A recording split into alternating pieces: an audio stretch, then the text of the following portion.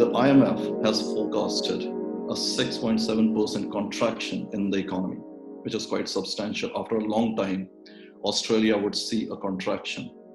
Now, there are also forecasts from, say, UBS, which is suggesting that there will be a deficit of around $300 billion, or 16% of national income, which is again a fundamental change from what we had heard from Treasurer earlier this year, where they wanted to return surplus in current year and the subsequent year. If we end up going into a recession, and there's fairly good chance that we will be, and there is also more than likely we're going to end up in a global recession, where is the demand going to come from?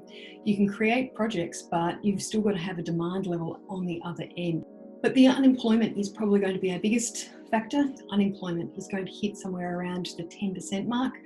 That's the highest since probably the early 90s here in Australia, when we were in the last recession and we saw property get quite severely impacted back then. Will it be U-shaped or V-shaped? And it occurred to me it'd be more like the VW logo.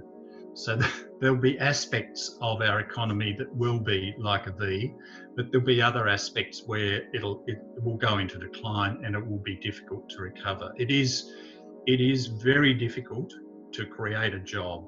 It's difficult to create the trust, the confidence in investment, particularly when capital's short and demand is desultory.